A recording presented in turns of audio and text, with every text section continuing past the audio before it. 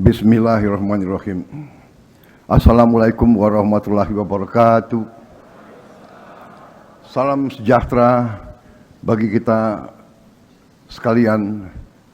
Shalom, Om Swastiastu.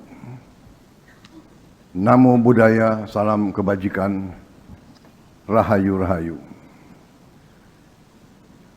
Yang saya hormati Wakil Presiden Republik Indonesia, Saudara Gibran Rakabuming Raka, beserta Ibu Selvi Gibran Rakabuming Raka. Yang saya hormati Presiden ke-7 Republik Indonesia, Bapak Joko Widodo. Wakil Presiden ke-10 dan ke-12 Republik Indonesia, Bapak Haji Muhammad Yusuf Kalla. Wakil Presiden ke-11 Republik Indonesia, Bapak Budiono. Wakil Presiden ke-13 Republik Indonesia, Bapak Kiai Haji Profesor Ma'ruf Amin. Istri Presiden ke-4 Republik Indonesia, Ibu Sinta Nuriyah Abdurrahman Wahid. Istri Wakil Presiden ke-9 Republik Indonesia, Ibu Soraya Hamzahas. Para pimpinan lembaga tinggi negara, Ketua Majelis Permusyawaratan Rakyat Republik Indonesia, Saudara Ahmad Muzani, beserta para mantan ketua, para wakil ketua dan anggota MPR RI. Ketua Dewan Perwakilan Rakyat Republik Indonesia, Saudari Puan Maharani, beserta para mantan ketua, para wakil ketua dan para anggota DPR RI yang saya hormati.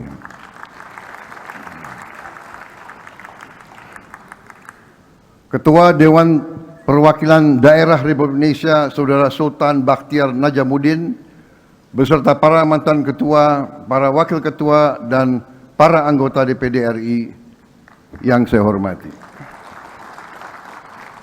Ketua Mahkamah Agung Profesor Sunarto, Ketua Mahkamah Konstitusi Saudara Suhartoyo, Ketua Komisi Yudisial Saudara Abdul Khair Ramadan, Ketua Badan Pemeriksa Keuangan Saudari Isma Yatun, para Menteri Koordinator, para Menteri, para Kepala Badan, para Penasehat Khusus Presiden, Jaksa Agung, Kapolri, Panglima TNI, Kepala BIN, dan Kepala Staf Angkatan, serta seluruh anggota Kabinet Merah Putih yang saya banggakan. Yang terhormat para pimpinan partai politik, Ketua PDI Perjuangan diwakilkan Saudari Puan Maharani, Ketua Umum Partai Golongan Karya Saudara Bahlil Lahadalia,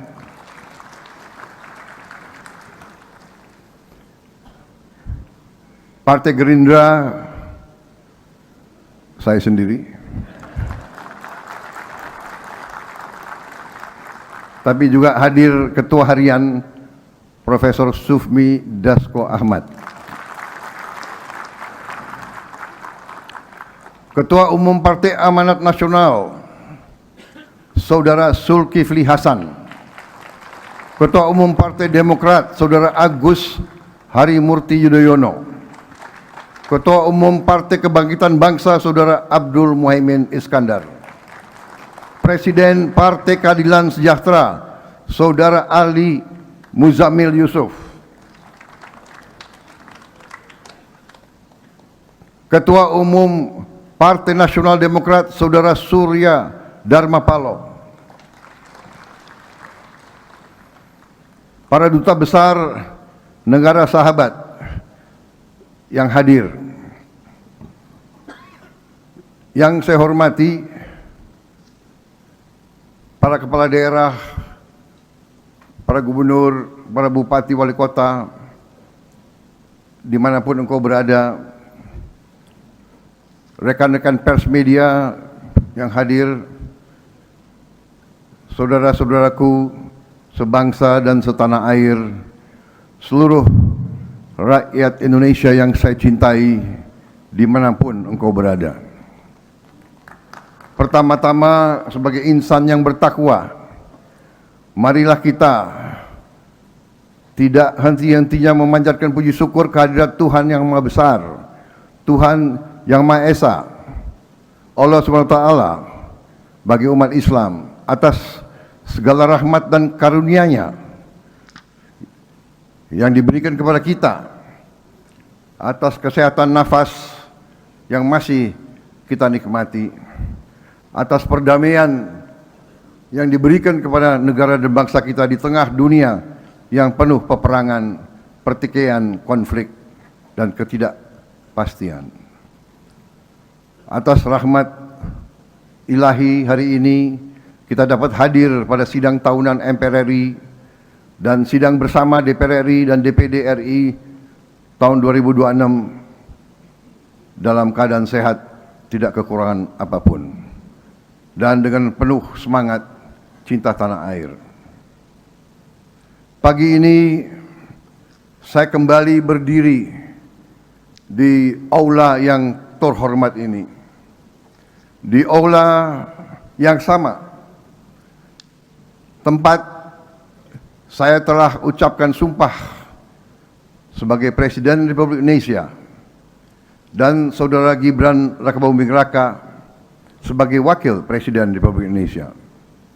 Pada hari itu 20 Oktober 2024, di hadapan majelis terhormat, di hadapan seluruh rakyat Indonesia, dan yang paling penting di hadapan Tuhan yang Maha Kuasa, saya telah bersumpah akan menjalankan kepemimpinan negara dan bangsa dengan tulus dan jujur, mengutamakan kepentingan seluruh rakyat Indonesia, termasuk mereka yang tidak memilih saya.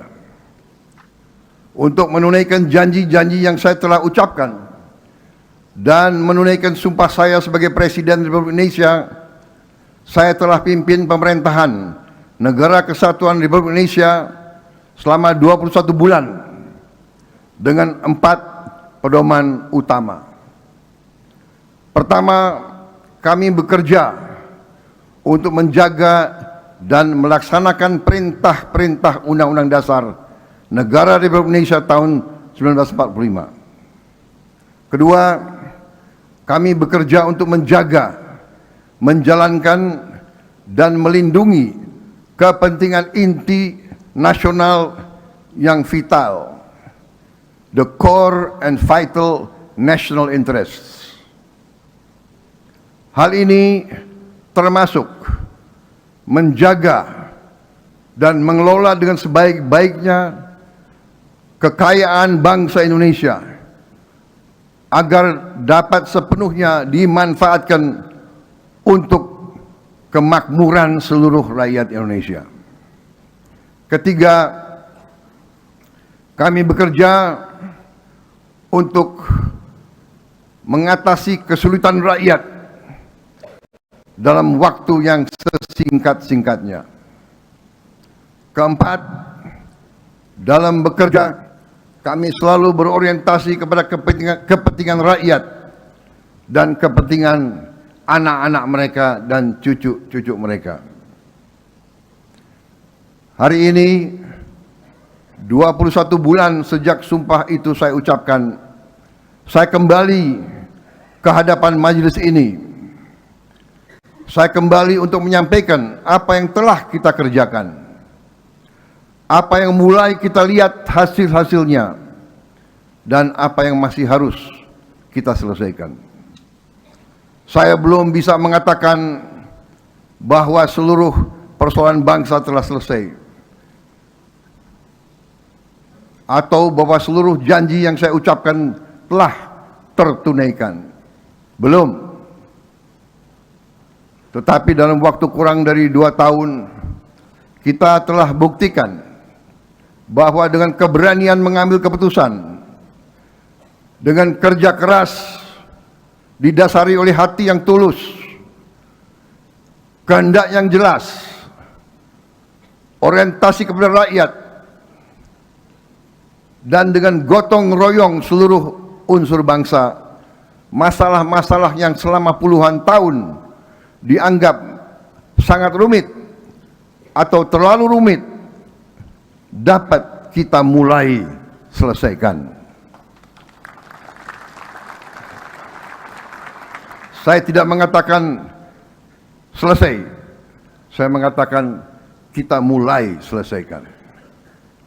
Dalam 21 bulan, tepatnya 663 hari sampai hari ini, pemerintah yang saya pimpin telah memutuskan dan menjalankan 121 kebijakan transformatif untuk menyelesaikan masalah-masalah negara. Sebagian masalah-masalah itu telah berpuluh tahun tidak bisa kita selesaikan. Artinya kita bisa mengatakan bahwa kita telah putuskan satu kebijakan transformatif setiap 5 hari. Demikian kerasnya menteri-menteri saya dan pembantu saya telah bekerja. Beberapa di antara mereka terpaksa masuk rumah sakit. Ada yang pingsan, ada yang operasi, banyak yang kecapean.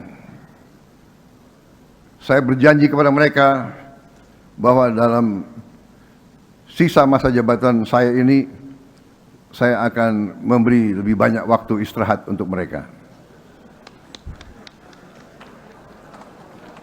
Dan mereka menjawab, janji tinggal janji. Demikian bukti kesungguhan dari pemerintah yang saya pimpin. Menurut pembantu-pembantu saya, dalam kalender saya tidak ada hari merah. Yang ingin saya sampaikan, kita menerima amanah itu dengan penuh kehormatan. Tugas dari rakyat adalah kehormatan yang mulia bagi kita. Karena itu kita akan bekerja dengan sekeras-kerasnya. Kita akan habis-habisan bekerja untuk rakyat dan bangsa kita. Dan karena kebijakan-kebijakan kita dan kerja keras kita, swasembada pangan yang dahulu kita targetkan tercapai dalam 4 tahun, ternyata berhasil kita capai dalam waktu 1 tahun.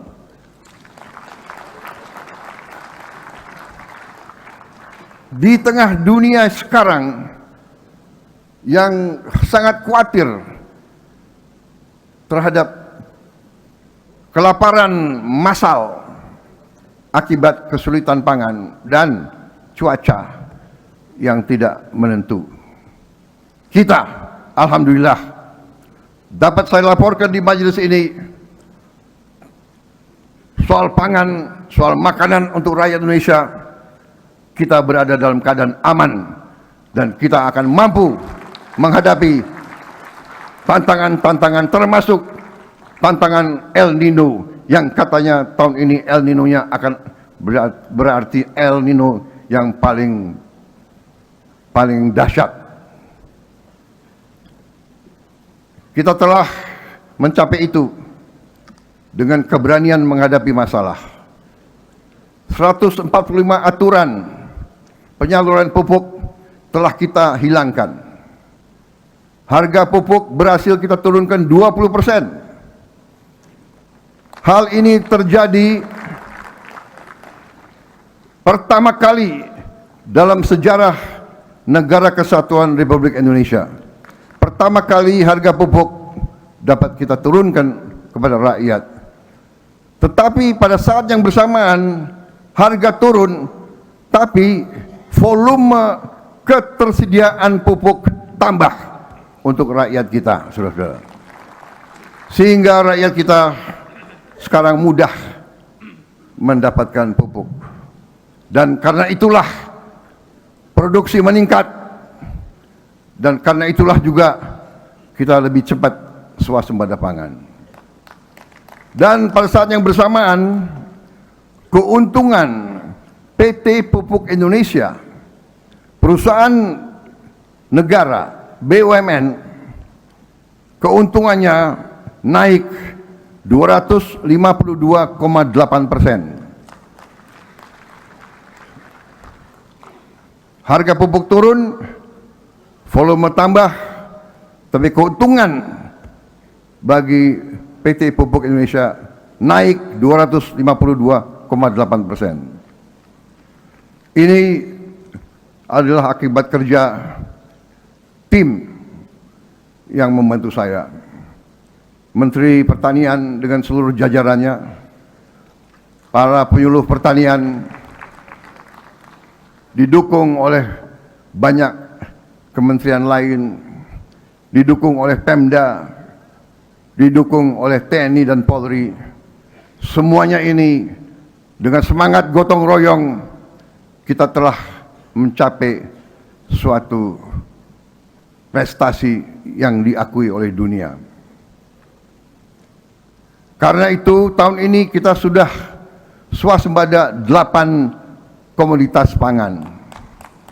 Kita telah swasembada beras, swasembada jagung, swasembada gula konsumsi, daging ayam, telur ayam, bawang merah, cabai besar, dan cabai rawit. Saudara-saudara, kita masih belum swasembada daging. Itu akan kita kerjakan, yang insya Allah bisa kita capai dalam 5 sampai 6 tahun ke depan.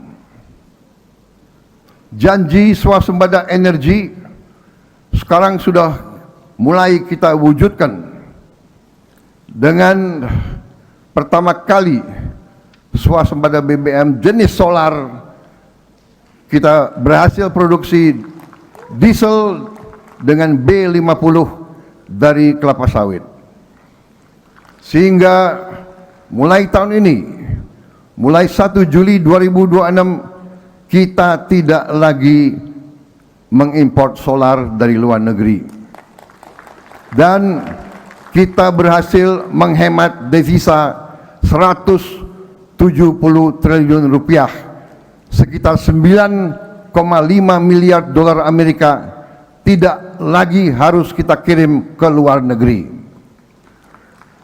Saudara-saudara sekalian, janji makanan bergizi, bantuan sosial, dan hilirisasi tidak lagi menjadi rencana di atas kertas. Semuanya telah berjalan dan manfaatnya mulai dirasakan rakyat. Sekali lagi, ini bukan alasan untuk kita berpuas diri. Ini adalah rangsangan untuk kita bekerja lebih keras lagi. Karena kita sadari kemerdekaan bukan hanya apa yang kita proklamasikan. Kemerdekaan adalah apa yang dapat dirasakan oleh rakyat.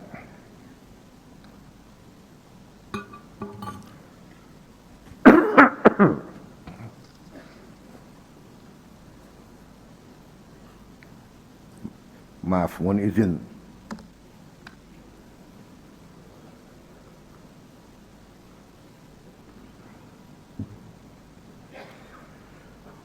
"81 tahun yang lalu, para pendiri bangsa mewariskan kepada kita sebuah negara dan sebuah cita-cita.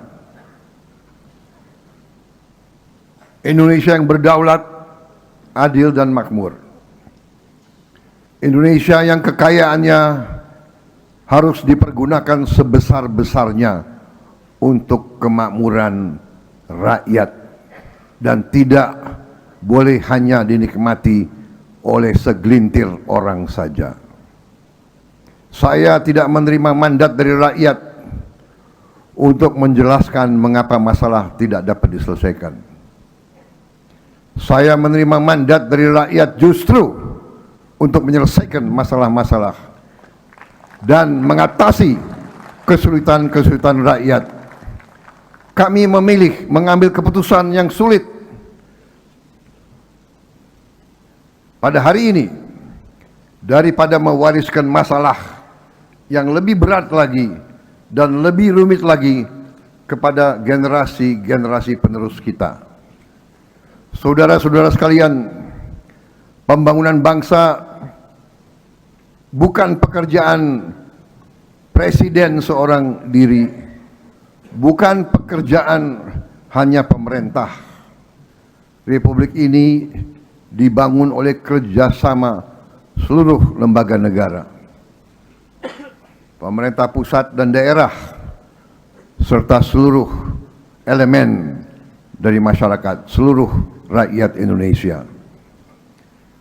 Saudara-saudara, MPR RI terus menjalankan perannya sebagai rumah kebangsaan, memperkuat literasi konstitusi, merawat Pancasila, Undang-Undang Dasar 1945, NKRI, dan Bhinneka Tunggal Ika.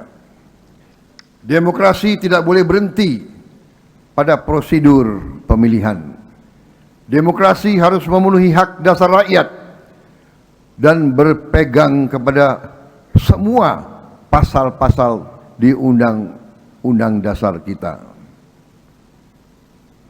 DPR RI bersama pemerintah telah menyelesaikan dan mengundangkan 13 rancangan undang-undang sampai bulan Juli 2026. Salah satunya adalah Undang-Undang Nomor 2 Tahun 2026 tentang perlindungan pekerja rumah tangga.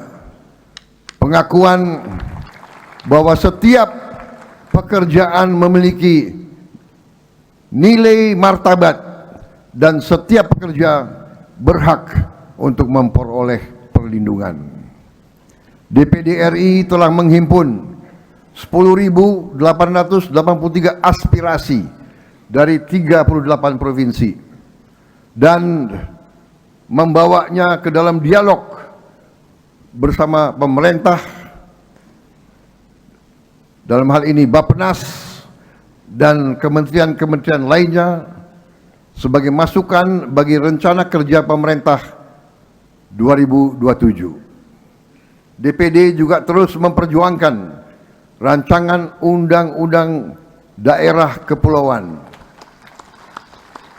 yang kini sudah masuk pembahasan tripartit bersama DPR dan pemerintah. Insya Allah akan selesai.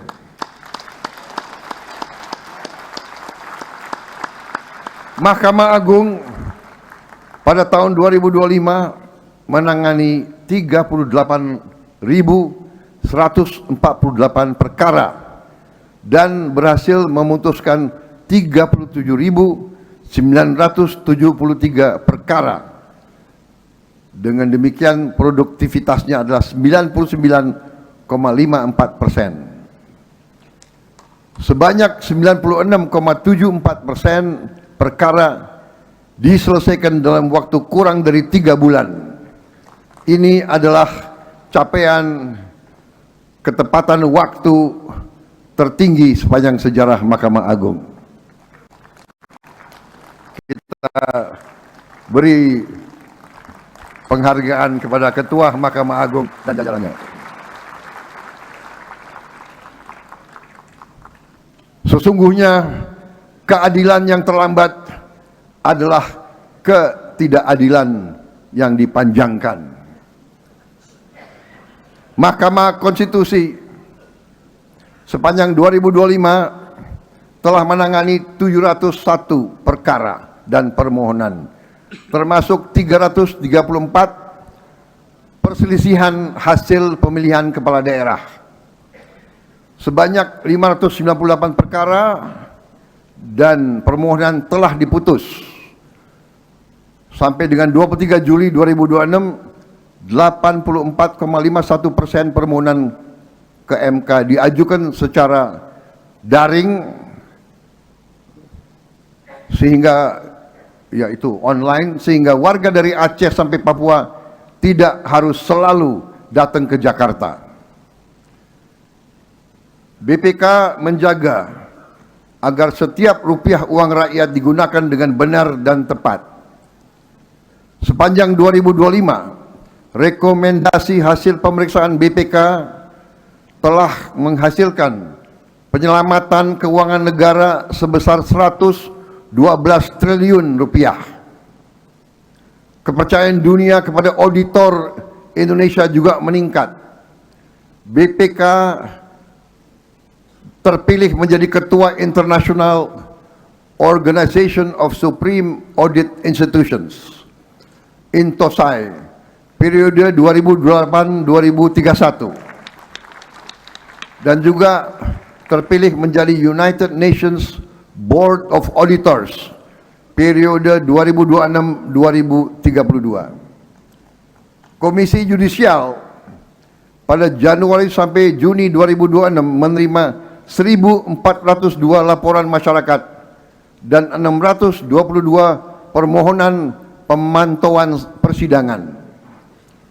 Komisi Yudisial telah mengusulkan sanksi kepada 121 hakim yang terbukti melanggar kode etik, termasuk 14 sanksi sedang dan 17 sanksi berat. Kita harus menjaga supremasi hukum dan kemandirian hakim. Pemerintah terus berusaha untuk meningkatkan taraf hidup hakim. Tapi kemandirian tidak berarti tanpa akuntabilitas hakim. Saudara-saudara, mengenai masalah hakim, pemerintah telah berhasil menaikkan remunerasi hakim. Untuk hakim-hakim yang paling junior, penghasilan mereka telah naik 280%. Tertinggi dalam beberapa dasawarsa. Sekarang penghasilan hakim-hakim kita, terutama yang junior, berada di atas rata-rata ASEAN. Bahkan Ketua Mahkamah Agung telah melaporkan kepada saya bahwa penghasilan Ketua Mahkamah Agung Republik Indonesia sekarang lebih tinggi dari penghasilan Ketua Mahkamah Agung Singapura.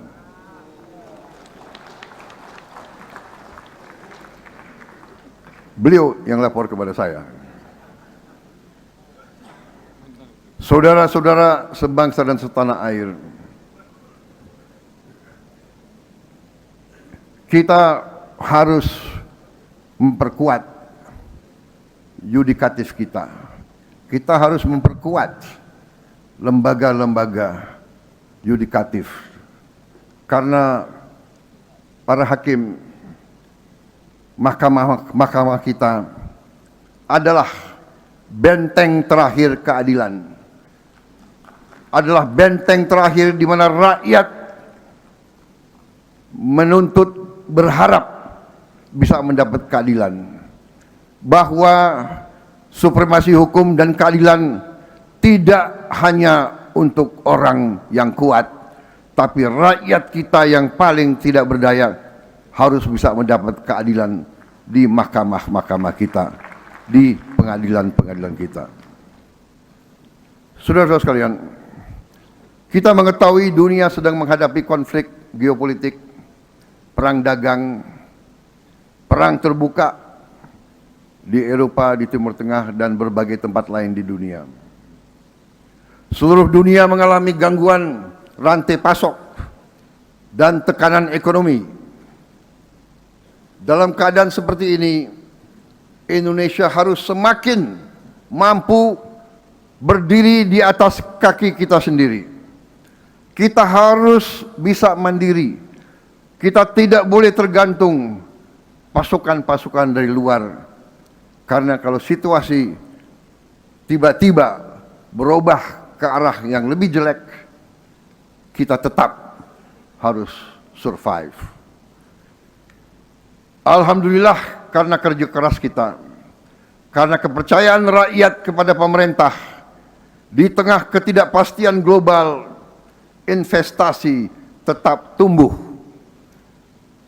Sepanjang 2025, realisasi investasi mencapai 1.931 triliun rupiah dan telah menciptakan lebih dari 2,7 juta lapangan kerja.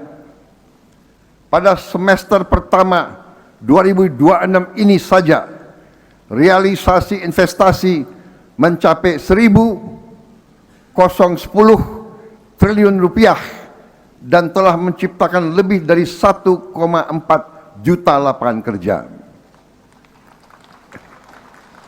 Ekonomi kita pada kuartal pertama tahun 2026 tumbuh 5,61%. Dan pada semester pertama tahun 2026 tumbuh 5,45%. Ini adalah pertumbuhan kuartal pertama dan pertumbuhan semester pertama tertinggi dalam 13 tahun terakhir ini.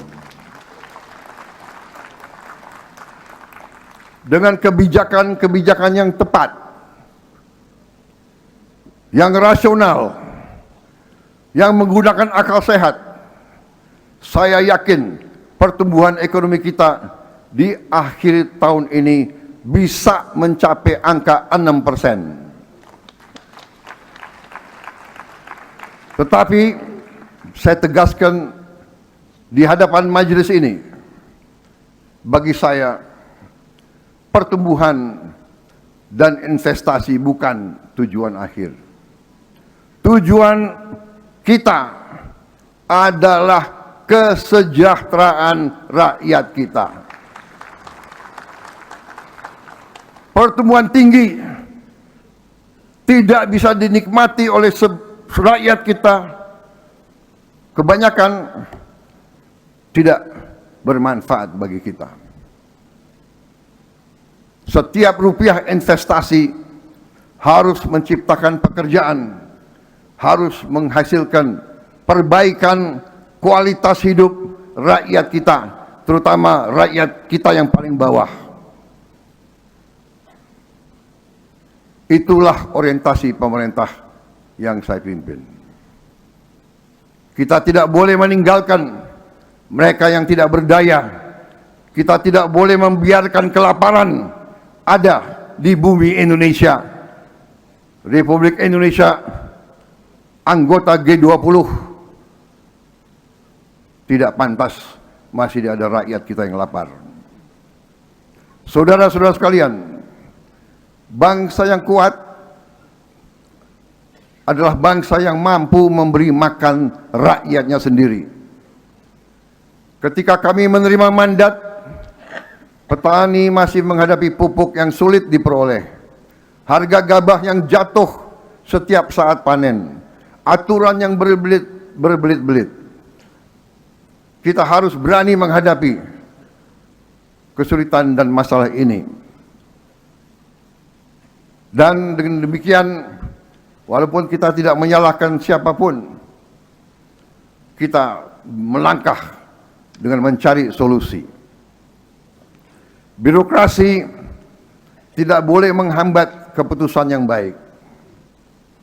Kita harus mengakui masalah bangsa kita adalah antara lain masalah birokrasi yang berbelit-belit. Birokrasi yang tidak bekerja dengan efisien. Para birokrat yang sering menggunakan jabatan dan wewenangnya untuk memperkaya diri, memperkaya keluarganya, dan memperkaya kelompoknya. Ini harus kita berantas.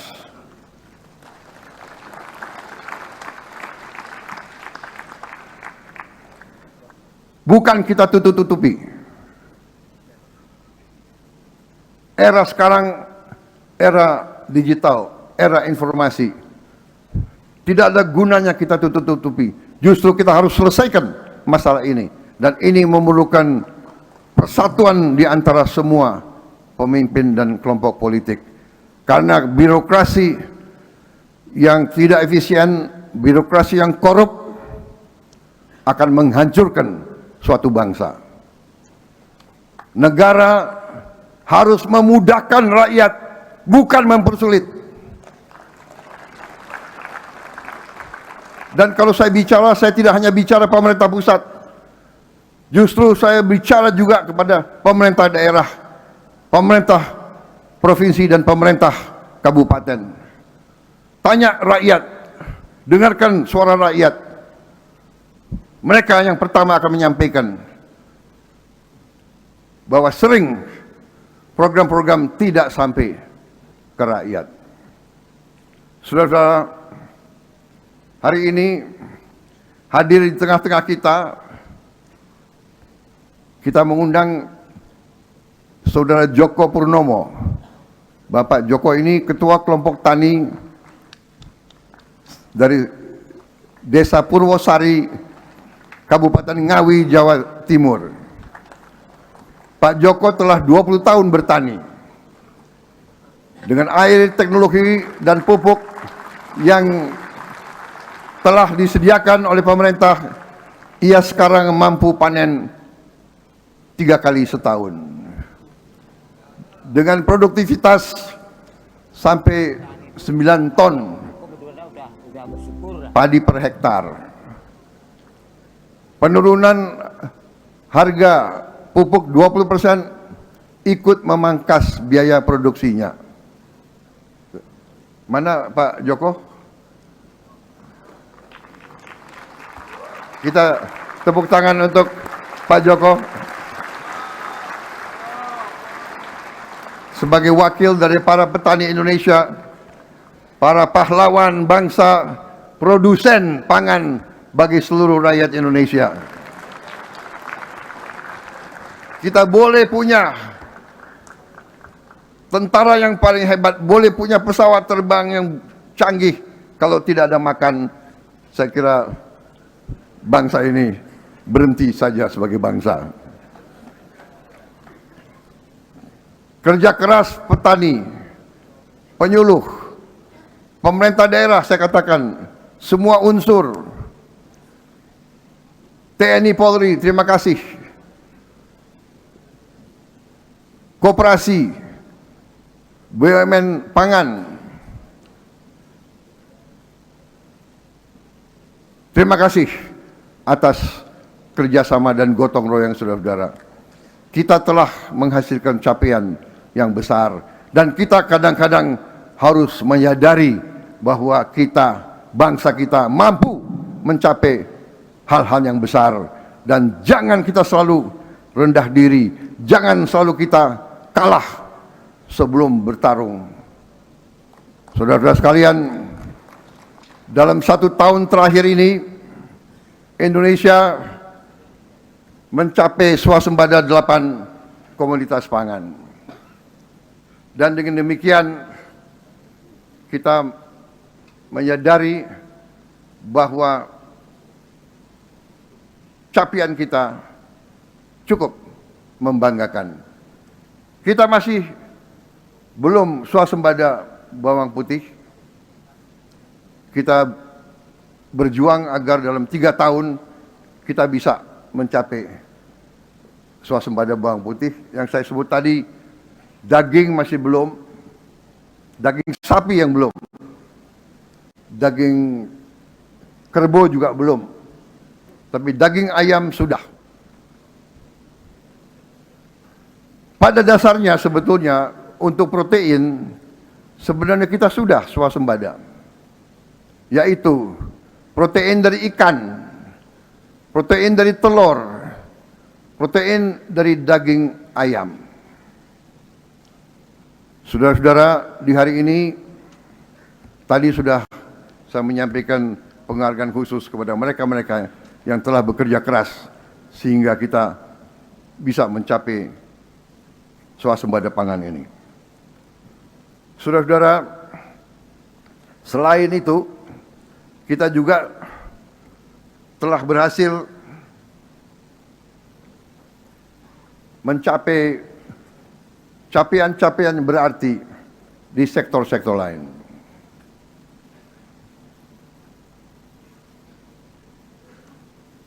Kita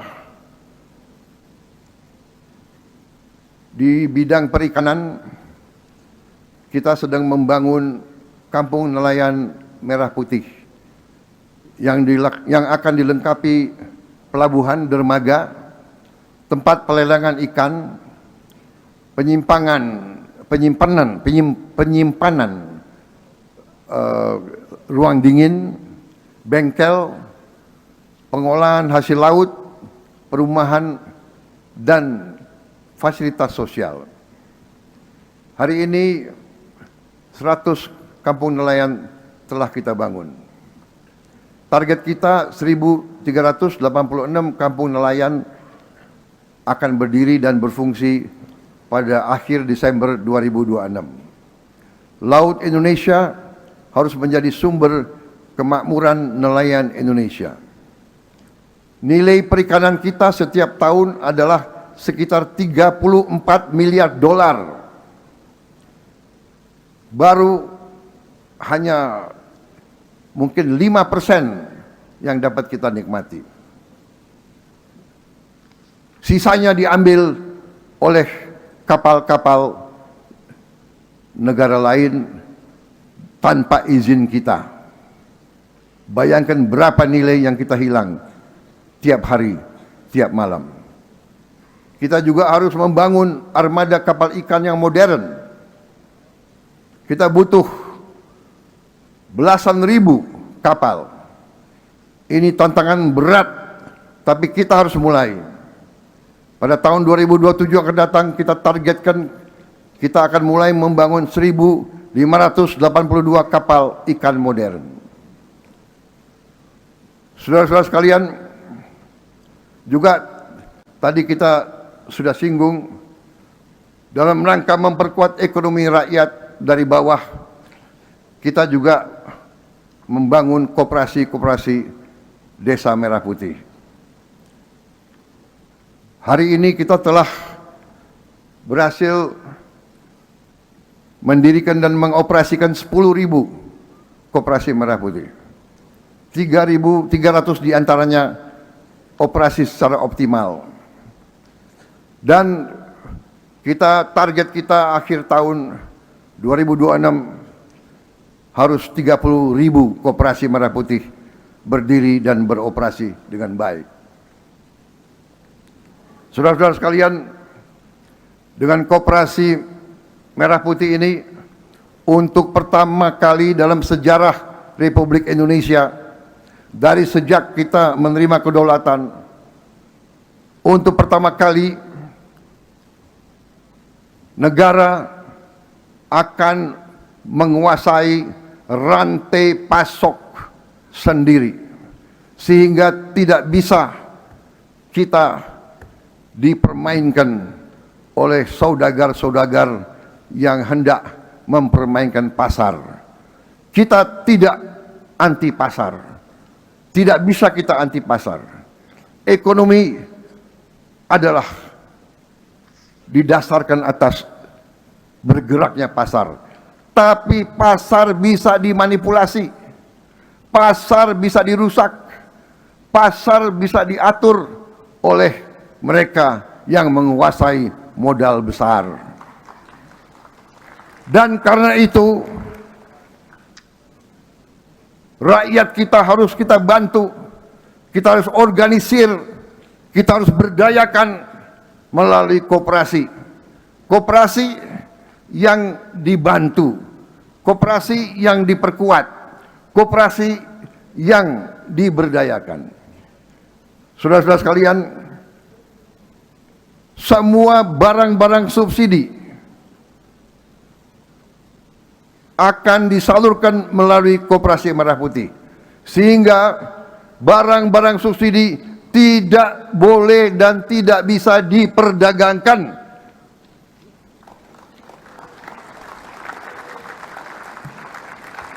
Subsidi adalah uang rakyat.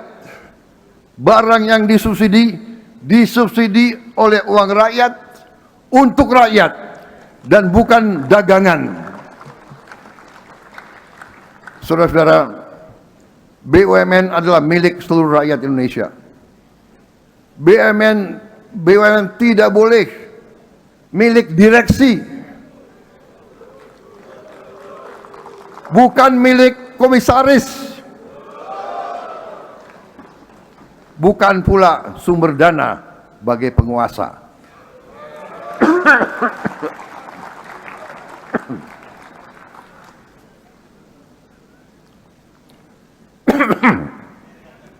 Maaf, agak terlalu semangat. Ketika kita bentuk Danantara, ya itu adalah dana kedaulatan kita, Sovereign Wealth Fund. Kita menemukan bahwa ada 1074 BUMN. Dan BUMN itu ada yang punya anak perusahaan dan ada yang punya cucu perusahaan. Bahkan ada yang punya cicit perusahaan. Ini luar biasa. Saya mengira BUMN itu adalah 300 atau 400. 1074. Dan BUMN ini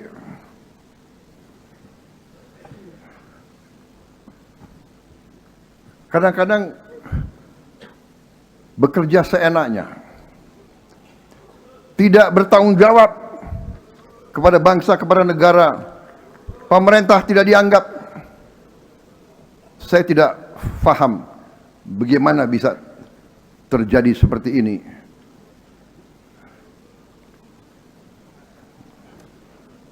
Mungkin harus kita bentuk suatu pengadilan ad hoc khusus untuk kita usut,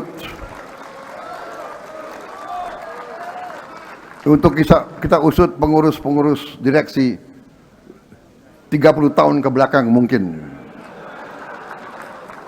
Tapi saya juga akan menghadapi majelis, saya akan menghadapi DPR, saya akan minta kalau perlu kita memberi juga peluang semacam amnesti khusus untuk mereka yang tobat, mereka yang sadar, mereka yang mengakui. Nah, ini saya serahkan kepada wakil-wakil rakyat untuk memutuskan.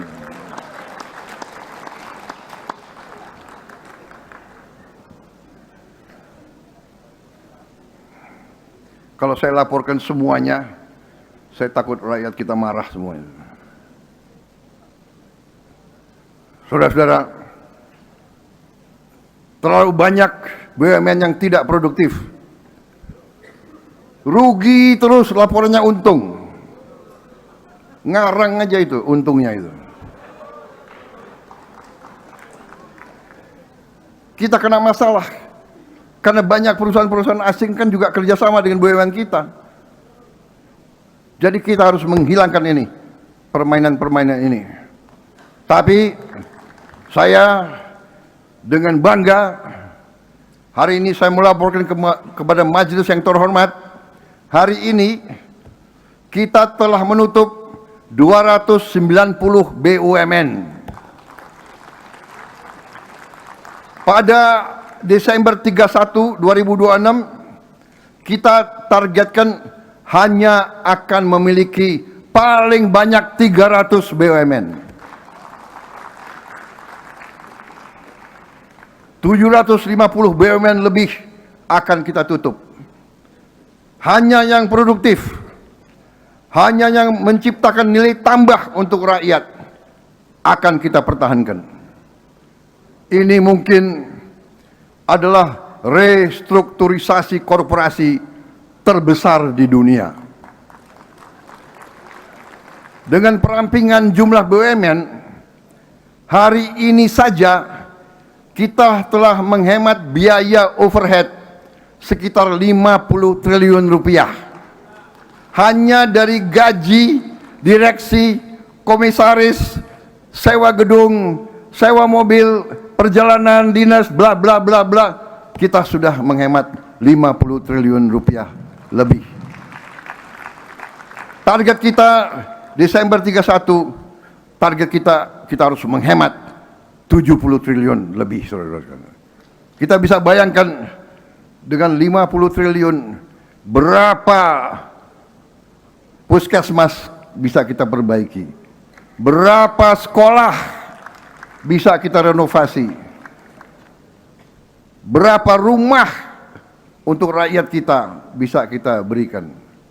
Jadi saudara sekalian, untuk itu saya memberi penghargaan khusus kepada pimpinan dari Danantara, ya, dengan seluruh timnya, seluruh jaringannya. Silakan berdiri. Kita tepuk tangan.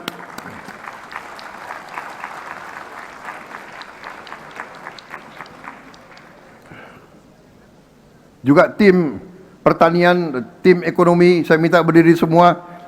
Saya minta majelis memberi penghargaan ke mereka, tim ekonomi juga yang Menteri Keuangan, Menteri Ekon. Kalau Menteri Keuangan senyum, saya merasa aman. Tapi kalau saya umumkan subsidi tambah, mengkerut beliau. Saudara-saudara, akhir tahun lalu kita telah tutup 1.000 tambang timah ilegal di Bangka Belitung. 1.000 tambang ilegal. Saya telah minta Panglima TNI dan Kapolri untuk usut, masa 1.000 tambang pejabat TNI dan pejabat Polri nggak tahu.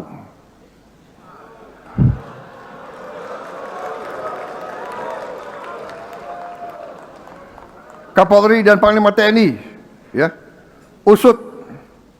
Untuk apa negara kasih pangkat, kasih jabatan mereka-mereka kalau nggak bisa tertibkan ini? Saya bicara atas nama rakyat Indonesia. Ini wakil-wakil rakyat semua di sini.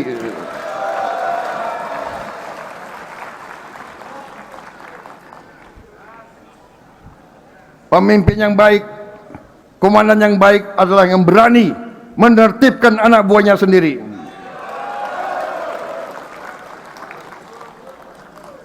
Kadang-kadang kita sedih.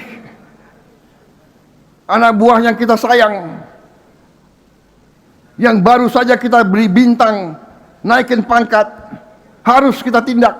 Tapi demi rakyat, demi negara, demi bangsa, harus kita lakukan.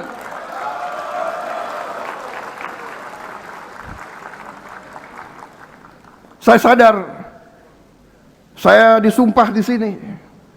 Saya tidak bisa mengizinkan perasaan saya menentukan kebijakan saya. Saya harus menentukan kebijakan saya atas dasar kepentingan rakyat Indonesia. Karena itu saya minta benar-benar Panglima TNI dan Kapolri usut. Tidak mungkin 1.000 tambang berjalan ilegal tanpa pejabat kepolisian dan pejabat polisi.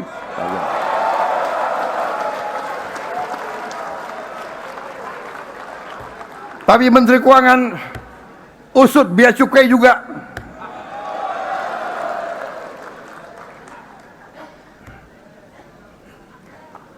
Iya kan?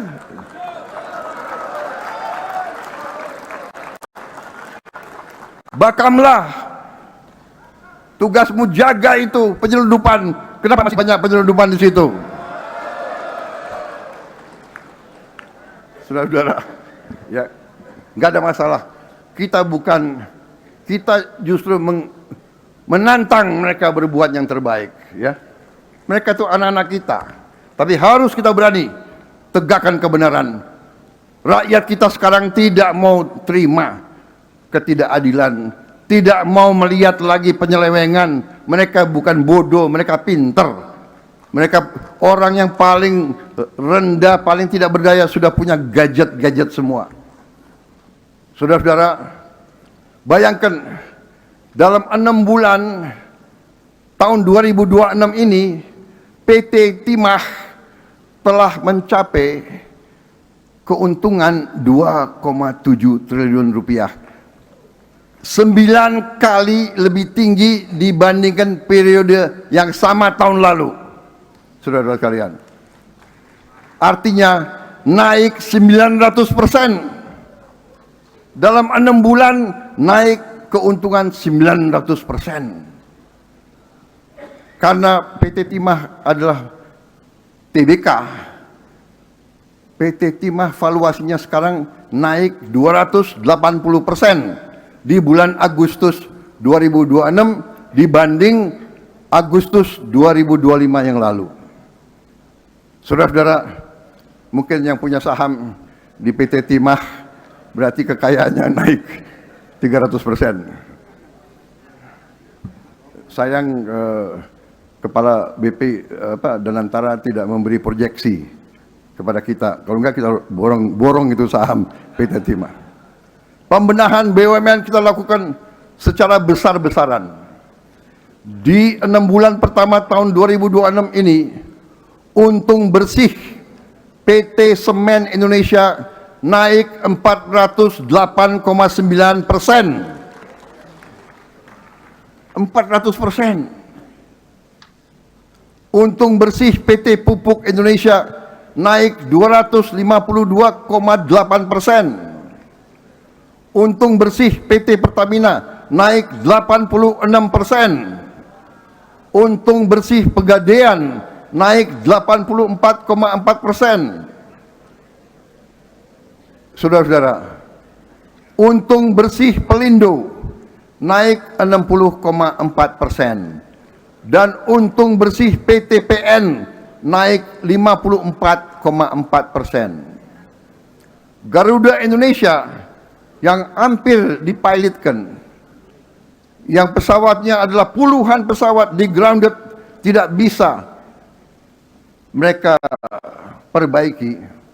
Kini kita berhasil reaktivasi pesawat-pesawat yang grounded.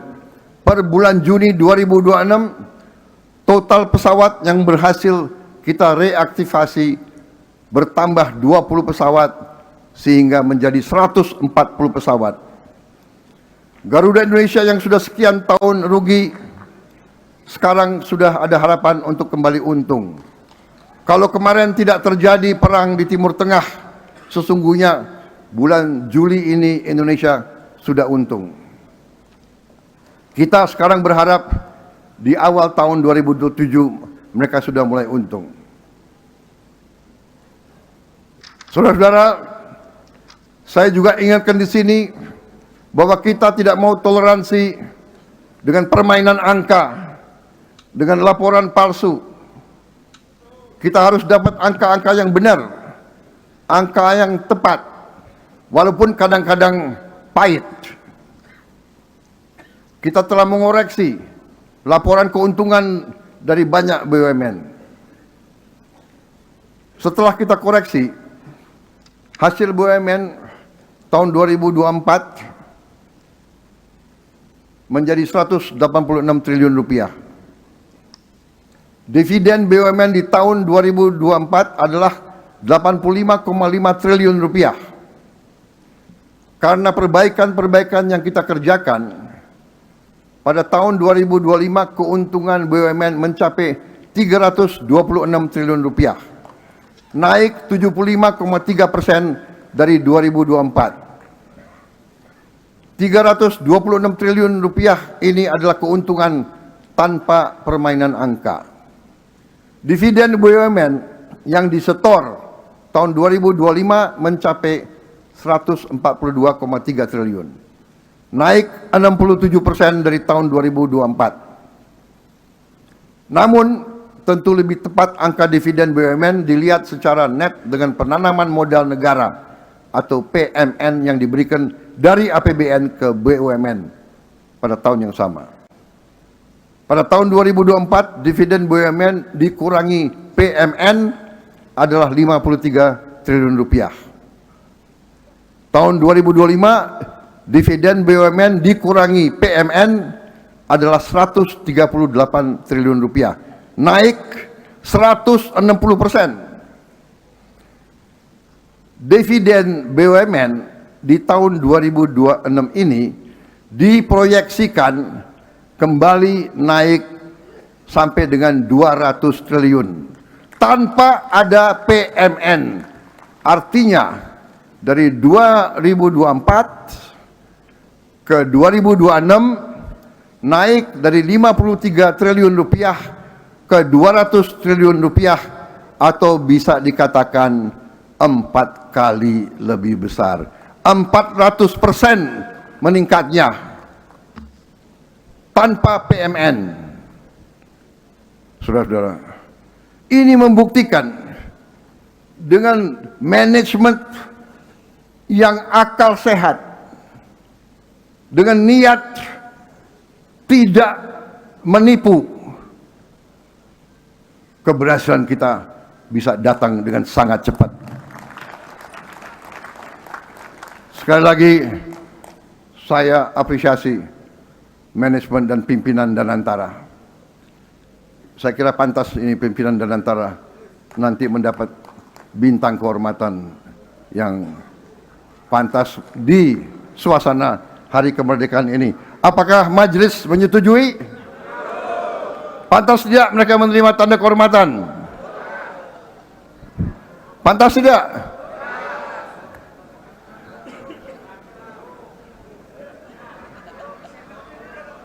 Keuntungan BUMN sekarang digunakan untuk mempercepat upaya hilirisasi kita. Dengan Danantara kita sudah groundbreaking 13 proyek hilirisasi pada tanggal 6 Februari 2026 dan 13 lagi proyek hilirisasi pada tanggal 29 April 2026. Proyek-proyek seperti pengolahan batu bara menjadi DMA menggantikan LPG, hilirisasi tembaga dan emas, pengolahan garam industri, smelter alumina menjadi aluminium, menghasilkan puluhan ribu lapangan kerja. Belum lagi proyek-proyek waste to energy yang telah juga kita mulai. Keuntungan BUMN juga sekarang kita gunakan untuk mempercepat upaya downstreaming kita dengan juga upstreaming. Kita juga akan membeli perusahaan-perusahaan terbaik di dunia untuk kita bisa dapat teknologinya, kita bisa dapat IP-nya, kita bisa dapat manajemen yang terbaik, kita bisa dapat pasarnya, kita bisa dapat pengalaman mereka, sehingga nanti ekonomi kita akan kuat. Saudara-saudara, sebagai contoh untuk meningkatkan hasil daging kita, kita perlu sapi yang banyak. Ya, dengan itu kita bisa mendapatkan teknologi cloning. Dengan cloning kita bisa memperbanyak kita punya ternak.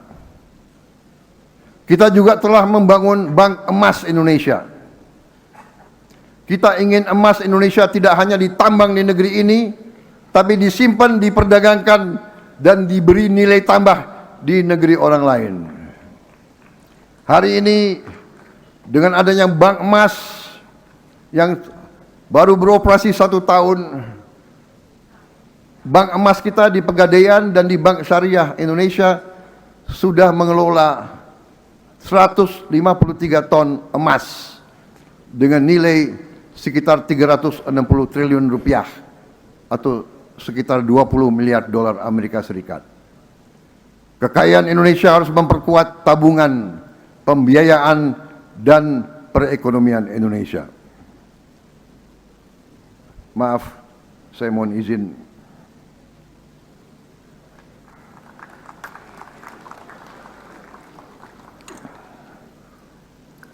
Memang kopi Indonesia yang terbaik. Daerah-daerah penghasil kopi pasti mendukung saya.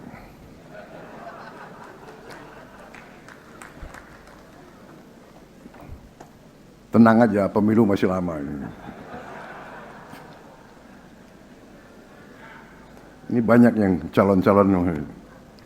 Kita juga membenahi ekspor komoditas strategis. Sebelumnya minyak mentah sawit Indonesia dijual di pelabuhan Indonesia ya, dijual sekitar Rp15.000 per kilogram, sementara harga di bursa Rotterdam, Belanda, harganya Rp27.000 per kilogram. Padahal di Belanda 1 hektar pun nggak ada kebun kelapa sawit. Artinya, sesungguhnya kita telah hilang 50% nilai komoditas kita. Karena itu, pada tanggal 20 Mei 2026, Hari Kebangkitan Nasional kita, di aula terhormat ini, di hadapan majelis terhormat ini, saya telah mengumumkan pembentukan PT Danantara Sumber Daya Indonesia atau PT DSI sebagai pintu tunggal processing ekspor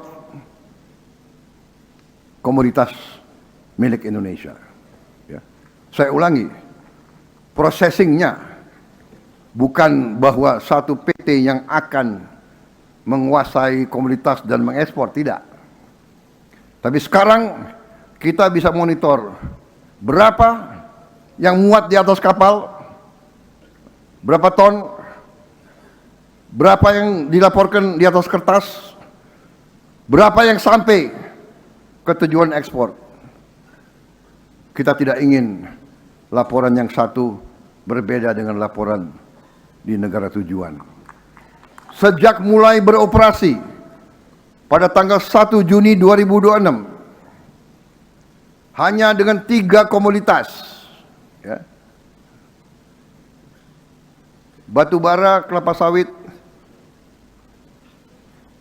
dan besi baja, ya, fero itu. Ya, fero. Dalam waktu 2 bulan 13 hari, DSI sekarang telah mengelola devisa ekspor senilai $14 miliar dari hanya 3 komoditas strategis. Lebih dari 6.000 transaksi ekspor 3 komoditas tersebut telah dimonitor oleh DSI. DSI telah menemukan potensi tambahan $5 miliar hanya dari perbedaan dan penyesuaian harga. Saudara-saudara sekalian, dari pembayaran devisa hasil ekspor. Bayangkan kalau dalam waktu yang akan datang semua komoditas ekspor kita akan dimonitor dan dikelola oleh DSI. Berapa peningkatan hasil yang akan masuk negara? Saudara sekalian, DSI akan meningkatkan pengawasan meliputi 50 pelabuhan di 25 provinsi. Dan sebagaimana saya katakan, DSI akan mengelola semua komoditas ekspor strategis kita, tidak hanya 3. Kita tidak ingin lagi bangsa Indonesia dicurangi. Kekayaan Indonesia tidak boleh memperkaya segelintir orang dan meninggalkan rakyat kita hidup susah. Ini bukan saja tidak adil, ini bukan sikap negara yang pandai. Saudara, barang kita milik kita, orang lain yang tentukan harganya. Saudara, ini melanggar prinsip-prinsip ekonomi, melanggar prinsip pasar. Dan pihak-pihak rating agencies, bahkan banyak lembaga-lembaga keuangan menilai bahwa DSI adalah langkah positif bagi rakyat Indonesia. Mereka yang mengatakan, bukan kita. Mereka yang mengatakan. Kita menghargai semua masukan, tapi kalau kita yakin kita berada di jalan yang benar, kita terus akan kerja. Kita tidak mau dibuat raport oleh bangsa lain, tapi kita terbuka untuk masukan. Sidang majelis yang saya hormati, saudara-saudara sekalian, kekuatan ekonomi Indonesia berada di desa. Pada petani kita, nelayan kita, pedagang kita, pengrajin kita, perempuan kita, kepala keluarga kita, dan anak-anak muda kita yang membangun usaha di kampung-kampung mereka sendiri. Kita ingat waktu krisis 98, krisis moneter, bank-bank besar tutup, perusahaan-perusahaan besar bangkrut, banyak yang jual, tapi ekonomi desa, ekonomi kerakyatan justru tetap kuat, kokoh. Yang menyelamat kita justru adalah UMKM dan ekonomi kerakyatan. Karena itu, konektivitas antara desa harus baik. Tahun ini kita telah menyelesaikan 2.500 jembatan desa yang dibangun oleh TNI dan 874 jembatan desa yang dibangun oleh Kepolisian Rakyat Republik Indonesia. Target kita pada akhir tahun ini selesai 5.000 lebih jembatan desa. Tidak boleh lagi ada anak-anak kita yang harus bertarung nyawa hanya untuk menyeberang sungai untuk ke sekolah karena tidak ada jembatan. Berangkat ke sekolah harus berjalan berjam-jam. Berangkat basah, di kelas basah, pulang basah. Saudara-saudara sekalian, tidak boleh terjadi. Kita berharap para gubernur, para bupati, para camat, para kepala desa semuanya mengecek desa-desanya di mana lagi dibutuhkan jembatan desa. Laporkan. Kalau gubernur, bupati, kepala desa tidak bisa mengatasi, pemerintah pusat akan turun dan mengatasi. Kita tidak akan membiarkan rakyat kita terlantar. Juga ibu-ibu kita, petani-petani kita tidak boleh berjam-jam menuju pasar mereka. Kita mencari dan membangun juga titik-titik air bersih untuk desa-desa kita. Banyak rakyat kita yang tidak punya akses kepada air bersih. Mereka harus berjalan dengan susah payah berkilo-kilo hanya untuk mengambil 1 atau 2 jerigen air bersih. Untuk minum, untuk mandi, untuk wudhu, belum lagi air untuk ternak mereka, air untuk tanaman mereka. Tahun ini di 8 bulan pertama tahun 2026 kita sudah membangun 3.000 titik air desa yang dibangun oleh TNI. Terima kasih TNI. Tadi saya sudah singgung, kita membangun koperasi desa dan kelurahan Merah Putih sebagai pusat ekonomi rakyat. Tadi saya singgung, per hari ini sudah 10.000 koperasi telah beroperasi. Dari 10.000, 3.300 koperasi telah beroperasi secara optimal. Sisanya masih menghadapi masa penyesuaian. Operasional optimal artinya semua sarana sudah ada. Listrik, air, dan semua berjalan. Stok bisa dimonitor oleh sistem digital terpusat. Koperasi sudah bisa menjadi off-taker. Koperasi jadi pembeli hasil pertanian dan perikanan setempat. Koperasi sudah punya angkutannya sendiri. Ini juga saya kira pertama kali dalam sejarah Republik Indonesia bahwa koperasi diorganisir, dibantu, dan dilengkapi dengan angkutannya sendiri. Tidak ada lagi nanti panen yang rusak karena tidak ada yang mau beli, karena tidak ada truk yang bisa mengambil panen tersebut. Mangga yang rusak, rambutan yang rusak, tomat yang rusak, wortel yang rusak. Insya Allah ini bisa kita bantu rakyat kita secara optimal. Target kita 30.000 koperasi beroperasi secara optimal pada akhir 2026. Ini target.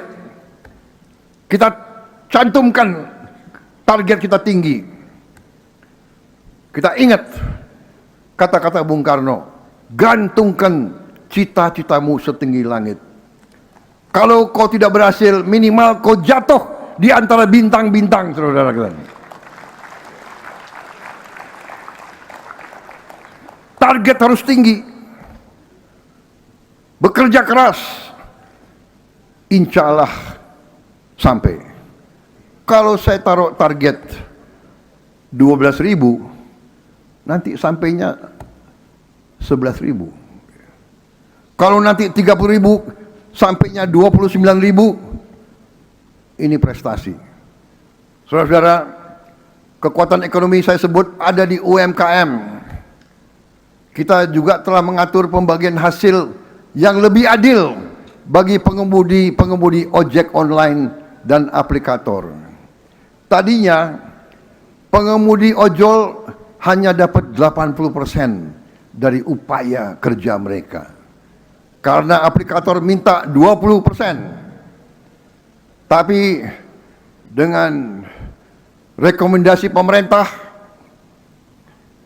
saya nggak mau sebut intervensi, saya pakai istilah rekomendasi.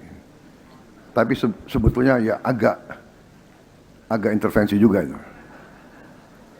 Para pengemudi sekarang mendapatkan 92% dari jerih payah mereka.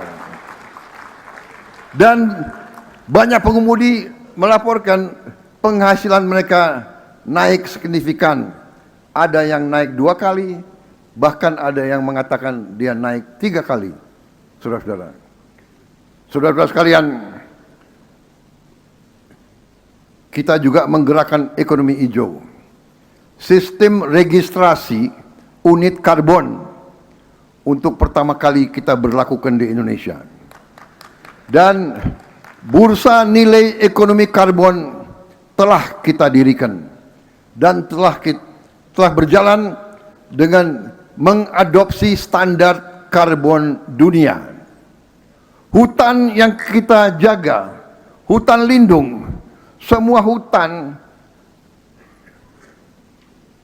artinya emisi karbon kita kurangi. Dan untuk itu, bangsa-bangsa yang keluarkan emisi yang besar, dia bersedia bayar kita. Inilah saudara-saudara, ekonomi hijau harus memberi manfaat kepada rakyat kita. Kita bangun, tapi harus menciptakan nilai tambah bagi rakyat kita. Saudara-saudara sekalian, pembangunan yang paling menentukan masa depan adalah pembangunan manusia. Kita memulai dari hal yang paling dasar, yaitu gizi. Tidak boleh ada anak-anak kita belajar dalam keadaan lapar. Tidak ada anak yang dapat belajar dengan baik apabila ia lapar. Mungkin sebagian di antara kita tidak akan pernah melihat atau merasakan anak-anak yang tidak makan pada pagi hari. Tapi itulah kenyataan yang kita hadapi, dan kita laksanakan program MBG ini untuk mengatasi itu. Untuk mengatasi stunting yang masih dialami oleh anak-anak kita di beberapa tempat setinggi 25% anak-anak kita. 1 dari 4 anak Indonesia ada yang mengalami stunting. Sel otak tidak berkembang dengan baik, sel otot tidak berkembang dengan baik, sel tulang tidak berkembang dengan baik. Saudara-saudara sekalian, untuk jadi buruh pelabuhan saja ia mungkin tidak akan sanggup.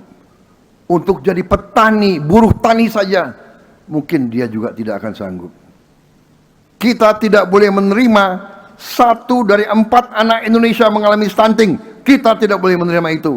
Dan karena itu saya bertekad teruskan program MBG, tapi dengan perbaikan, dengan efisiensi. Saya menilai mereka yang mau korupsi dari makan untuk anak-anak ini adalah orang-orang biadab. Ini adalah orang-orang yang tidak pantas kita hormati.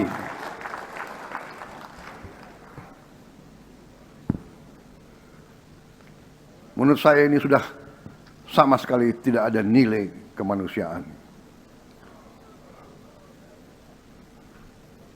Hari ini hadir bersama kita Christina Beno, siswi kelas 6, sekolah dasar dari Merauke, Papua Selatan. Christina, terima kasih. Pertama kali kamu hadir di MPR ini. Suatu saat mungkin kamu duduk di atas ini.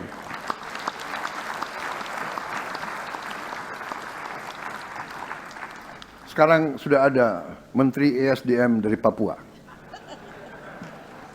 Kita tidak tahu suatu saat anak Papua akan memimpin negeri ini. Kita tidak tahu.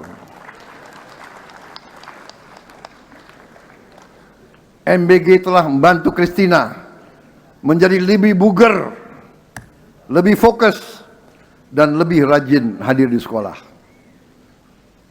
Bagi sebagian orang, satu piring makanan terlihat biasa atau sederhana. Bagi Christina, dan sekarang sudah puluhan juta penerima MBG, setiap hari sekolah satu piring makanan adalah tenaga untuk belajar, protein untuk tumbuh badan yang sehat, sel otak yang sehat, sel tulang yang sehat, sel otot yang sehat. Mereka dapat berkembang sebagai anak Indonesia yang sehat dan cerdas. Mereka kini punya masa depan yang lebih baik. Mari kita tepuk tangan untuk Christina dan semua anak Indonesia, semua ibu-ibu yang sedang hamil, dan semua orang tua lanjut usia. Negara tidak akan tinggalkan kalian semua. Negara bersamamu. Negara akan hadir bersamamu. Itu janji kita semua di majelis ini. Memberi makan bergizi saja kita sadar tidak cukup. Anak-anak kita harus memperoleh pendidikan yang baik. Karena itu kita jalankan program perbaikan sekolah terbesar dalam sejarah kita. Sampai tahun ini kita telah perbaiki lebih dari 71.744 sekolah. Tahun lalu 17.000, tahun ini 71.000 lebih. Tahun depan target kita 100.000. Tahun 2008 100.000. Tahun 2029 semua sekolah di Indonesia, SD, SMP, SMA, SMK, termasuk di pesantren-pesantren, harus kita selesai renovasi. Bahkan di pulau yang paling terluar, yang paling terpencil, Pulau Miangas, kita sudah perbaiki sekolah di Miangas. Dan kita akan perbaiki puskesmas di situ. Dan sekarang sudah ada satgas khusus untuk pulau-pulau terluar dan terpencil. Di Sabang, di pulau paling barat Indonesia, di Merauke, dan di seluruh Indonesia. Kita juga telah membagikan layar pinter interaktif, ya, interaktif flat panel untuk semua sekolah di Indonesia. Tahun lalu kita berhasil membagikan satu layar setiap sekolah. Desember 31 kita akan membagikan tambahan 3 layar setiap sekolah. Artinya setiap sekolah di Indonesia akan memiliki 4 ruang kelas yang dilengkapi dengan layar pintar interaktif. Artinya, guru-guru kita dimanapun punya akses kepada kurikulum, akses kepada konten di hampir semua bidang yang ada di kurikulum pendidikan sekolah di Indonesia dan di luar Indonesia. Mereka bisa mengulang-ulangi pelajaran. Kalau mereka tidak kuasai, bisa 2 kali, 3 kali. Mereka juga bisa dari rumah mengakses program ini. Dan kita akan membuat studio-studio terpusat dengan guru-guru terbaik yang akan mengadakan siaran jarak jauh yang ribuan sekolah bisa akses. Pelajaran apapun kita akan kumpulkan guru-guru terbaik. Termasuk bahasa asing. Bahasa asing mutlak harus kita kuasai. Kita akan mulai bahasa asing untuk anak-anak kita mulai dari SD. Saudara-saudara sekalian. SD kelas 1 mereka harus mulai bahasa asing. Bahasa-bahasa yang paling penting, bahasa Inggris, bahasa Mandarin, bahasa Arab, bahasa-bahasa juga Jepang, Korea, bahasa Spanyol, bahasa Prancis. Dari kecil, di bawah 11 tahun, 12 tahun, mereka lebih cepat belajar. Anak-anak kita harus punya akses kepada pendidikan terbaik agar mereka nanti kalau sudah mencari lapangan kerja, mereka punya kemampuan lebih, mereka bisa diterima di mana-mana, mereka bisa kerja dengan pihak manapun. Dan kita mengerti sekarang Tiongkok ekonomi yang paling dinamis, tapi Jepang juga maju, Korea juga maju, Perancis juga maju. Spanyol, banyak negara bicara Spanyol, banyak negara bicara Perancis, banyak negara bicara bahasa Arab. Kita juga harus belajar bahasa Rusia. Mereka kuat di bidang sains dan teknologi. Saudara-saudara, sekarang banyak negara di mancanegara kekurangan tenaga kerja.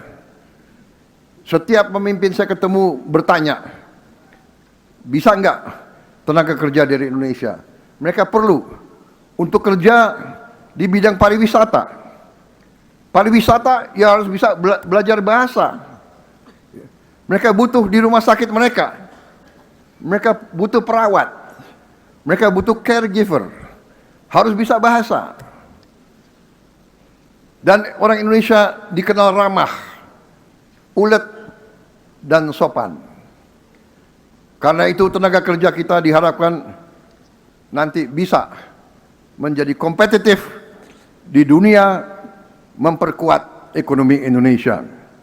Saudara-saudara sekalian,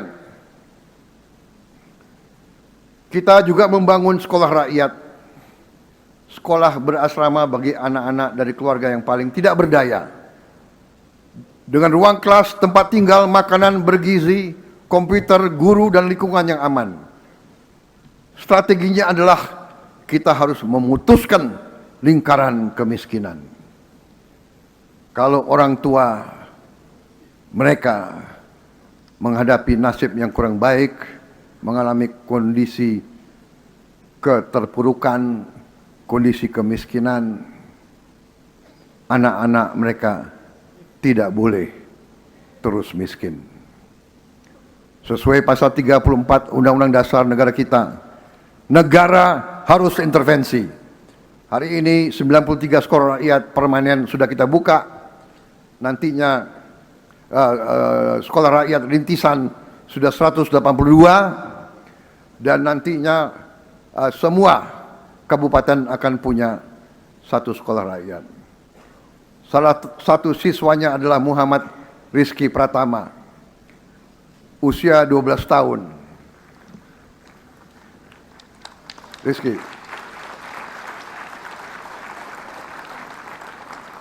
Rizky pernah mengayuh sepeda puluhan kilometer sambil membawa sekitar 30 kilogram ikan untuk dijual.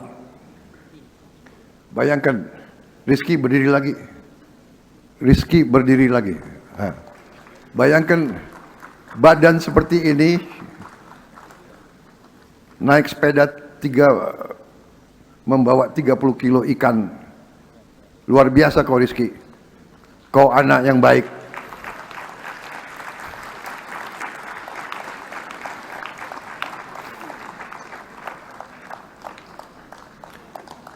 Ia sempat putus sekolah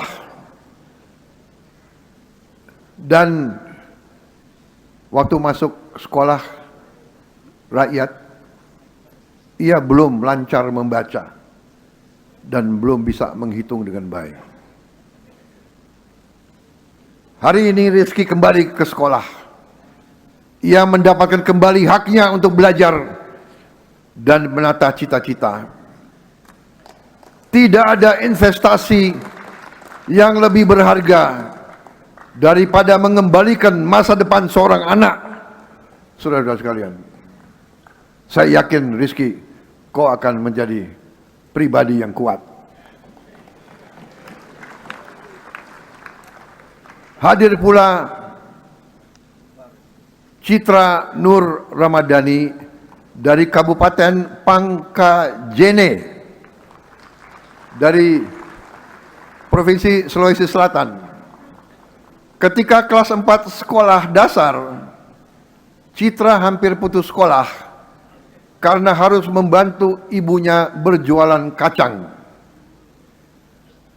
Ayahnya telah wafat dan ibunya penyandang disabilitas.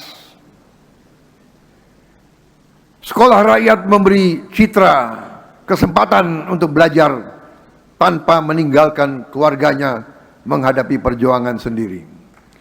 Citra pun kemarin berhasil menjadi juara karate tingkat kabupaten.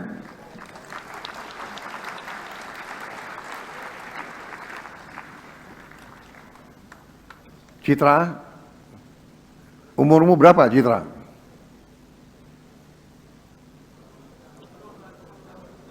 10 tahun. Ya, nanti 10 tahun lagi lah kau boleh pacaran.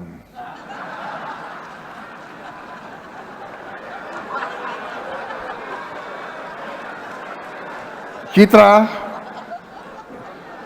kau boleh pacaran setelah sabuk hitam karatemu. Ya. Jadi nggak ada yang berani nanti main-main sama kau. Ya.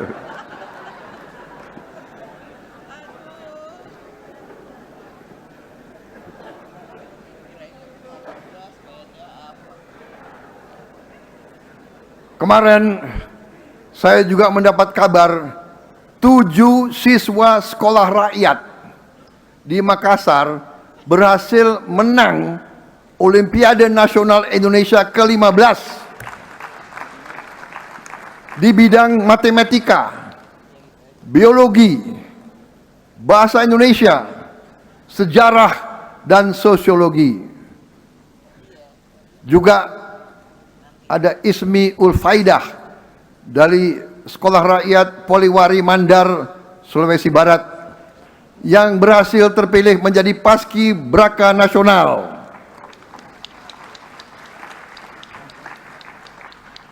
Capaian ini membuktikan bahwa pelajar dari keluarga yang paling tidak berdaya, paling tidak mampu, jika diberi kesempatan, diberi fasilitas, diberi bimbingan, bisa mencapai prestasi yang tertinggi.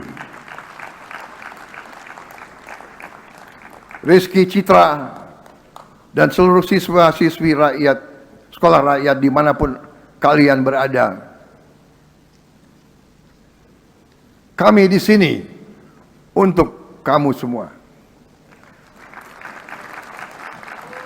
Kami semua di sini untuk memastikan bahwa kamu punya masa depan, kamu punya kesempatan yang baik. Tidak ada anak Indonesia pun yang akan kita tinggalkan, saudara-saudara sekalian. Mari kita beri tepuk tangan kepada anak-anak siswa-siswi sekolah rakyat.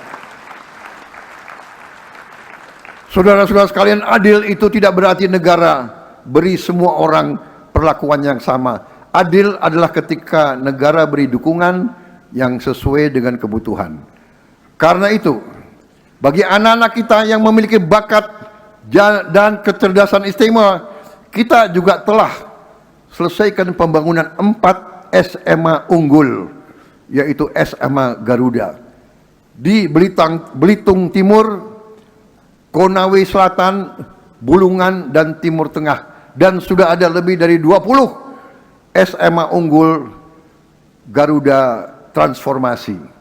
Jadi sekolah yang sudah ada, mereka daftar ikut dalam kurikulum SMA unggul Garuda. Apa yang membedakan? Karena SMA ini menggunakan kurikulum internasional, IB, yang sesuai dengan standar tertinggi, sama dengan sekolah-sekolah terbaik di dunia. Dan kita siapkan mereka untuk masuk ke universitas-universitas yang terbaik di dunia. Saudara-saudara, sekolah unggul Garuda transformasi, tadi saya salah, bukan 20, sudah mencakup 42 sekolah di 15 provinsi. Terdiri dari 12 sekolah tahun 2025 dan 30 sekolah tambahan pada tahun 2026. Kita juga sekarang melalui Kementerian Pertahanan telah memiliki 5 SMA Taruna Nusantara yang baru di Cimahi, Malang, Pagar Alam, IKN, dan Minahasa, yang sudah beroperasi, yang sudah menjalankan tahun sekolah. Tentunya yang pertama di Magelang. Kepolisian RI dan LPK-TB juga telah selesai membangun satu kampus SMA Taruna Bayangkara. TNI dan Polri berkompetisi dalam kebaikan. Itu yang kita inginkan. Kompetisi baik dalam kebaikan. Kalau saya puji TNI, Kapolri agak resah. Saya puji Kapolri, TNI agak resah. Ini yang kita kendaki, kompetisi yang baik. Jadi mereka bersaing dalam kebaikan untuk mencapai prestasi yang lebih baik lagi. Saudara-saudara sekalian, dengan kurikulum internasional yang kita jalankan, jumlah siswa S1 yang kita kirimkan ke kampus-kampus terbaik dunia dengan beasiswa Garuda sudah mencapai 416 mahasiswa di tahun 2025, 515 di tahun 2026. Di dalam negeri kita terus tingkatkan kualitas kampus-kampus kita. Tahun ini 7 perguruan tinggi negeri kita berada dalam jajaran 500 kampus terbaik dunia. Dan ini harus kita perbaiki lagi. Universitas Indonesia berada dalam peringkat 191. UGM, ITB, dan Universitas Erlangga berada dalam kelompok 300 besar. Sedangkan IPB, Universitas Pajajaran, dan ITS berada di kelompok 500 besar. Tentunya ini harus lebih baik lagi di tahun-tahun yang akan datang. Negara harus menjaga kesehatan rakyat sebelum mereka sakit berat. Sejak diluncurkan pada Februari 2025, program cek kesehatan gratis telah menjangkau 108 juta orang. Pada tahun 2025 tercatat 70,2 juta peserta. Dan sampai akhir bulan Juni 2026 tercatat 59,5 juta peserta. Dengan sebagian warga mengikuti pemeriksaan pada kedua periode. Kita menghendaki ini harus lebih baik lagi. Tapi ada sementara rakyat kita yang takut cek kesehatan. Takut ketahuan sakitnya apa. Mungkin anggota DPR ini juga termasuk belum cek kesehatan. Rata-rata gulanya pasti tinggi. Apalagi orang Jawa Tengah itu. Layanan cek kesehatan gratis sekarang tersedia di 10.255 puskesmas pada 38 provinsi. Pemerataan pelayanan juga terus kita lakukan. Pemerintah telah membangun dan meningkatkan 66 rumah sakit umum daerah di daerah tertinggal, terdepan dan terluar. Hari ini 20 rumah sakit umum daerah baru telah kita bangun sudah operasional. Negara juga telah menanggung penuh iuran jaminan kesehatan nasional bagi 96,8 juta warga Indonesia yang tidak mampu. Mungkin JKN kita ini salah satu sistem jaminan kesehatan terbesar di dunia. Untuk memperkuat pelayanan kesehatan kita harus menghadapi dan menyelesaikan masalah kekurangan dokter umum dan dokter spesialis kita.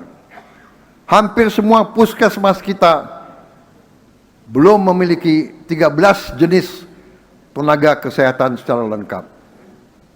Menurut data Kementerian Kesehatan, 474 kabupaten kota butuh tambahan 84.781 dokter umum.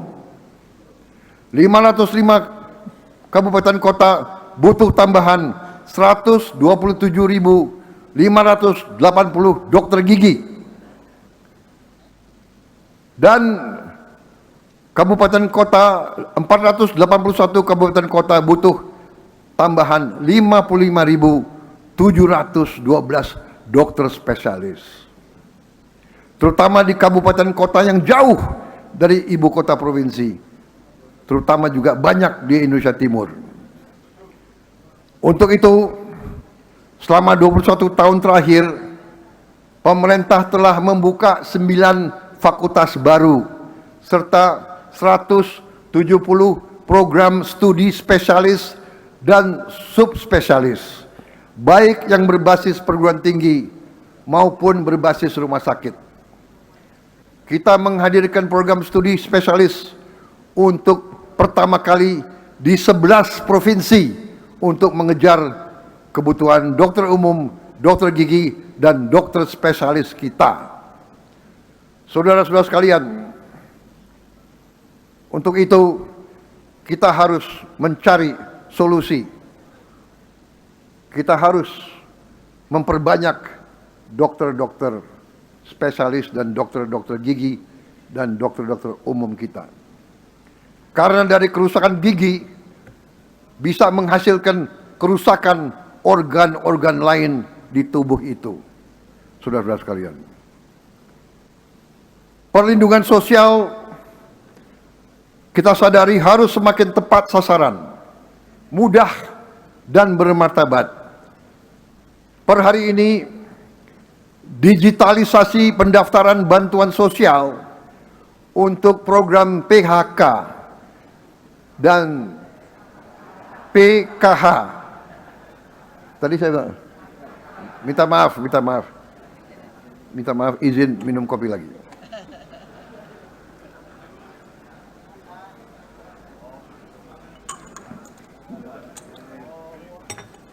PKH. Mau sembahyang Jumat ini.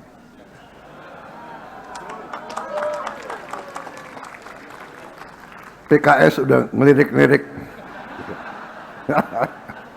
Sebentar enggak? 7 menit.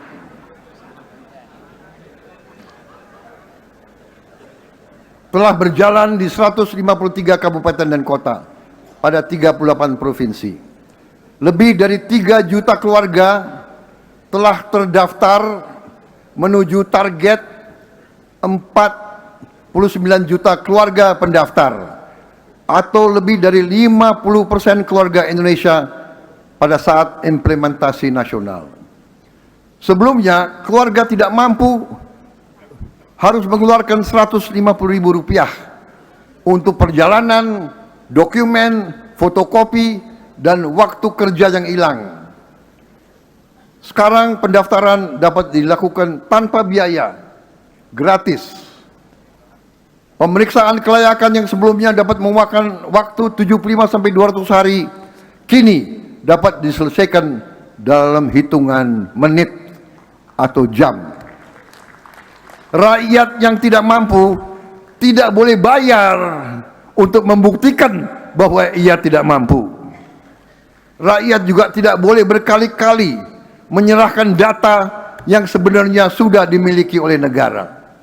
Digitalisasi pada program perlindungan sosial harus kita terus perluas pada semua program bantuan sosial, bantuan pemerintah, dan juga subsidi. Sebagai implementasi agenda pro-Kesra terintegrasi.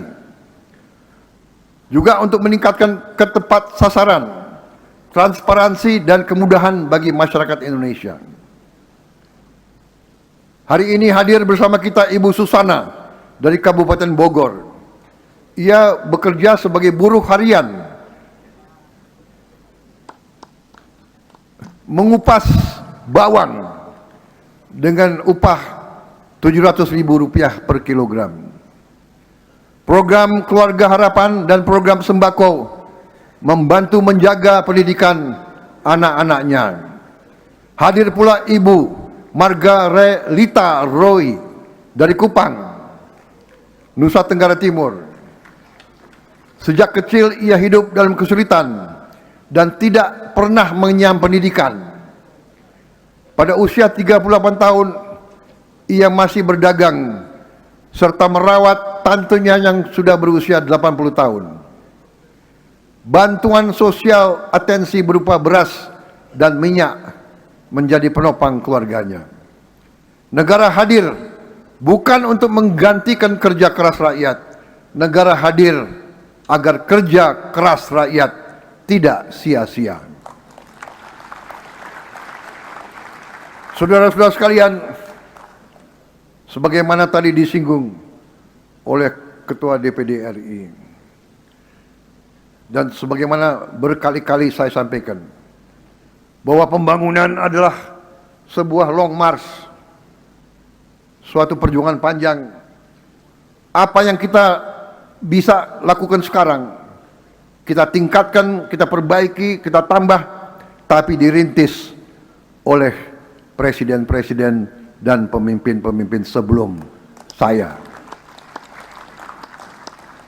Banyak program perlindungan sosial dirintis oleh Presiden SBY, oleh Presiden Jokowi. Saya meneruskan apa yang mereka rintis. Semua yang kita alami hasil dari kepemimpinan Bung Karno, kepemimpinan Pak Harto, kepemimpinan Pak Habibie, kepemimpinan Gus Dur, kepemimpinan Ibu Megawati. Sekarang kita teruskan.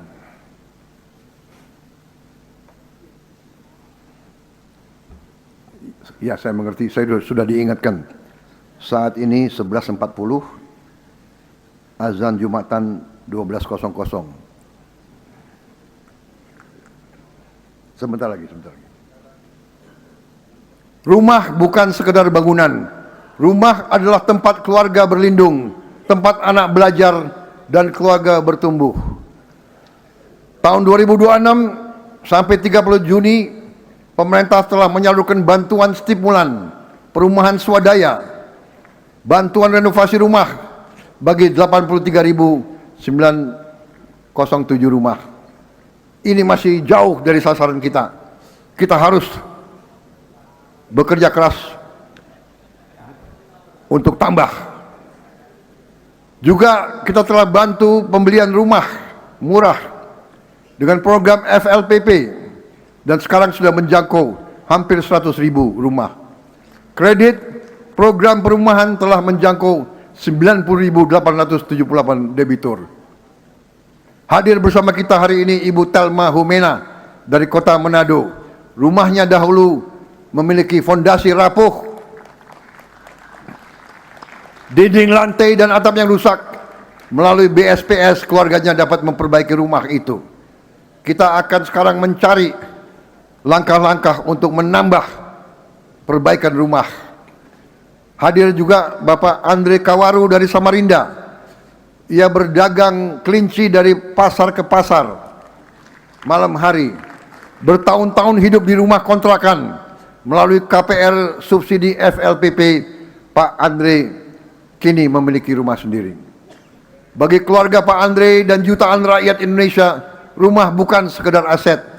Rumah adalah ketenangan, martabat, dan masa depan. Saudara-saudara sekalian, 81 tahun yang lalu para pendiri mewariskan kepada kita sebuah republik. Republik ini tidak didirikan agar negara sekedar ada. Republik ini didirikan agar rakyat tidak akan pernah merasa sendiri. Agar rakyat merasa pemerintah ada di sampingnya.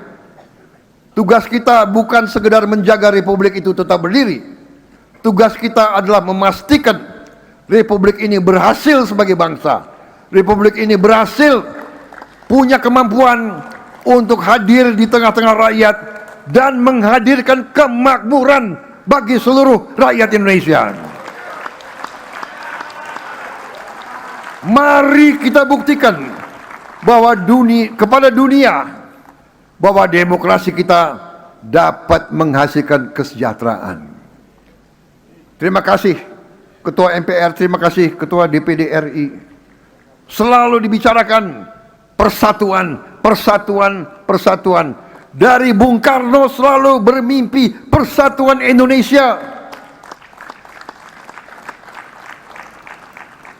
Kita berbeda. Dari dasinya aja kita lihat kita berbeda. Tapi satu, cinta merah putih.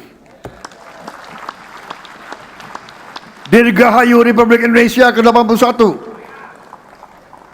Semoga Tuhan Maha Besar melindungi bangsa Indonesia menghadapi masa-masa yang sulit dengan optimis, dengan gembira, dengan keberanian.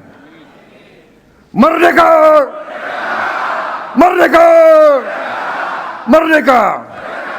Wassalamualaikum warahmatullahi wabarakatuh. Salam sejahtera bagi kita sekalian. Shalom. Om Santi Santi Om. Namo Buddhaya. Jam saya 12:15. Terima kasih. Selesai. Terima kasih semuanya.